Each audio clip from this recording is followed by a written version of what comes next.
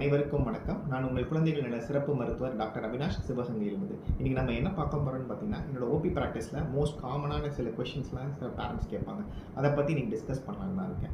அவங்க என்ன கேட்குறாங்கன்னா, குழந்தைகளுக்கு தாய்ப்பால் கொடுக்கும் பொழுதும் இல்லை தாய்ப்பால் கொடுத்து முடிச்ச பிறகும் குழந்தைகளுக்கு அதிகப்படியான விக்கல் ஏற்படுதுன்னு சொல்கிறாங்க. ஃபர்ஸ்ட் ஆஃப் ஆல் இந்த விக்கல்ன்றது ஒரு காமனான ஃபினாமினன். அதை நினச்சி நம்ம எதுவும் பயப்பட வேண்டாம். இந்த மாதிரி விக்கல் ஏன் ஏற்படுதுன்னு பார்த்தீங்கன்னா, குழந்தைகள் அளவுக்கு அதிகமாக தாய்ப்பாலை உட்கொள்ளும் பொழுது அவங்களோட வயிற்று பகுதி வந்து கொஞ்சம் கொஞ்சமாக விரிவடையும். அந்த மாதிரி விரிவடையும் பொழுது அவங்க வயிற்று பகுதிக்கு மேலே உள்ள டயப்ராம்ன்ற மசில் வந்து இரிட்டேட் ஆகும். அந்த மாதிரி இரிட்டேட் ஆகும் பொழுது இந்த மாதிரி விக்கல் ஏற்படுறது ரொம்ப காமனான விஷயம் தான். அதனால குழந்தைங்களை எப்படி சொல்றதுன்னா, ஒரு 4 மணி நேரம் 5 மணி நேரம் ஒரு குழந்தைகள் தூங்குறாங்கன்னு வைங்களேன், அந்த மாதிரி இருக்க குழந்தைகளுக்கு வந்து பசி வந்து அதிக அளவில் ஏற்பட்டிருக்கும். அந்த மாதிரி இருக்க குழந்தைகளுக்கு நீங்கள் தாய்ப்பாலை கொடுக்கும் பொழுது அவங்க ரொம்ப வேகமாக தாய்ப்பாலை உட்கொள்வாங்க.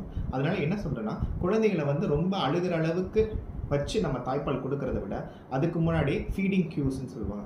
அதாவது கை கால் அப்படி சின்ன குழந்தைகள் வந்து முறுக்கிறது, இல்லை லிப் ஸ்மேக்கிங் அந்த மாதிரிலாம் சொல்லுவாங்க. அந்த மாதிரி இருக்கும் பொழுது அதை முன்னாடியே கண்டுபிடிச்சு நம்ம குழந்தைகளுக்கு தாய்ப்பால் கொடுத்தோம்னா இந்த மாதிரி விக்கல் ஏற்படுறது ரொம்ப கம்மியாகும். இந்த மாதிரி விக்கல் ஏற்பட்டுச்சுன்னா குழந்தைய உங்கள் தோளில் போட்டு மினிமம் ஒரு 10 நிமிஷம் நல்லா தட்டி கொடுத்தாலே இந்த விக்கல் செட்டில் ஆயிரும். அதனால் இதை நினச்சி எதுவும் பயப்பட வேண்டாம். நன்றி.